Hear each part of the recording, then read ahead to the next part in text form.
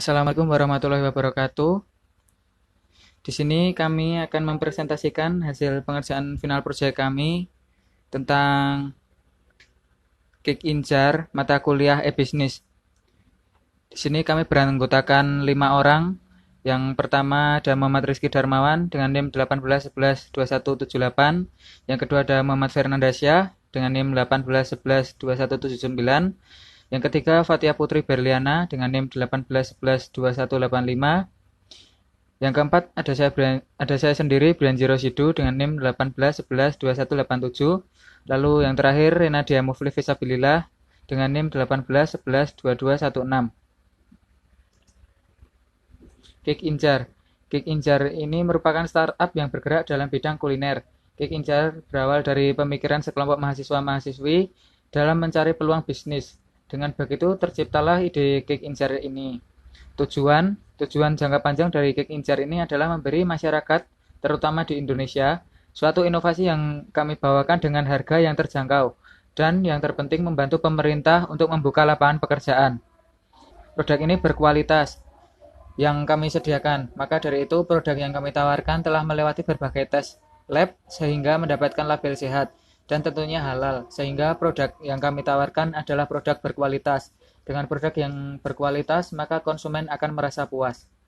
Yang selanjutnya akan dibacakan oleh rekan saya, Muhammad Rizky Darmawan. Analisis SWOT. Yang pertama ada strength, yaitu harga yang terjangkau dan komposisi bahan yang aman bagi kesehatan. Kedua ada opportunity, jaringan kerjasama, kompetitor usaha yang masih minim. Yang selanjutnya ada weakness, yaitu minim modal usaha dan sulit mendapatkan pasar. Yang terakhir ada threat, yaitu kreativitas menu yang monoton dan pesaing yang semakin kuat. Selanjutnya ada analisis pasar.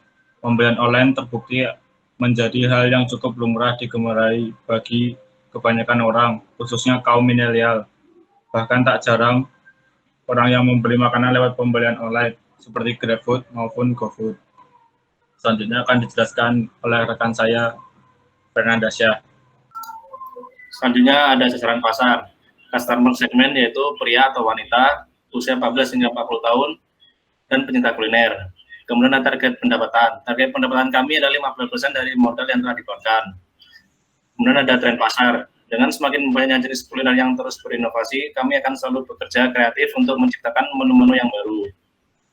Selanjutnya profil pesaing. Brand besar seperti Dessert Box dan Bittersweet by Najwa sangat mempengaruhi pasar kami. Selama ini, sebagian masyarakat lebih menolak brand-brand tersebut. Dan terakhir, keunggulan kompetitor. Produk yang kami hasilkan tak kalah dibandingkan brand-brand yang sudah terkenal terlebih dahulu. Bahkan mampu membuat menu serupa dengan harga yang terjangkau. Selanjutnya akan dijelaskan oleh teman saya. Strategi pemasaran dan penjualan. Melihat kebiasaan masyarakat yang sering mengeluh harga yang tinggi serta rasa yang tidak enak, maka kami hadir dengan rasa yang enak seperti harga yang terjangkau. Agar konsumen tidak bosan, kami juga akan sering mengupdate menu-menu yang kami tawarkan. Strategi pemasaran. Konten marketing telah memberikan kontribusi yang cukup besar dalam strategi penjualan produk, menggunakan berbagai media sosial dan berbagai sarana produk lainnya dengan tujuan memberikan informasi tentang produk-produk terbaru dan menampilkan konten-konten informatif berupa infografis. Strategi penjualan. Evaluasi ketertarikan target pasar terhadap produk yang kami tawarkan perlu dilakukan dengan mengingat hal tersebut secara langsung berdampak pada angka penjualan. Kami menyadari konsumen menginginkan kuliner yang enak dan terjangkau.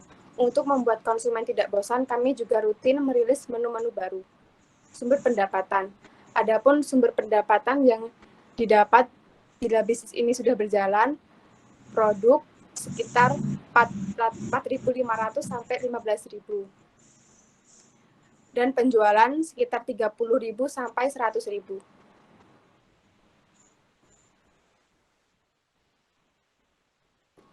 Penentuan harga.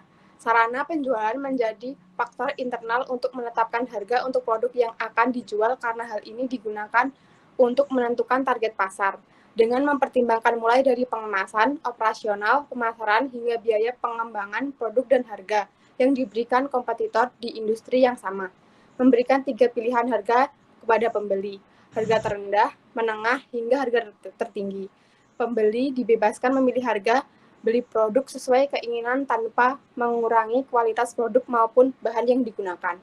Promosi dan iklan menggunakan berbagai media sosial dan berbagai sarana pendukung lainnya dengan tujuan memberikan informasi tentang produk-produk terbaru dan menampilkan konten-konten informatif berupa infografis. Selanjutnya akan dibacakan oleh teman saya, Fatia. Evaluasi yang pertama, faktor pendukung bisnis, adanya modal dan teknik marketing yang baik membuat Cake Injera terus mengalami perkembangan. Yang kedua, faktor penghambat bisnis. Kurangnya modal, teknik marketing, dan lokasi penjualan yang tidak strategis bisa membuat Cake Injera kesulitan mendapat customer. Yang ketiga, resiko bisnis, yaitu ada kerugian, kondisi stabil, dan persaingan dengan penjual lain. Yang terakhir, kesimpulan. Berdasarkan evaluasi di atas, membangun bisnis memerlukan strategi yang tepat.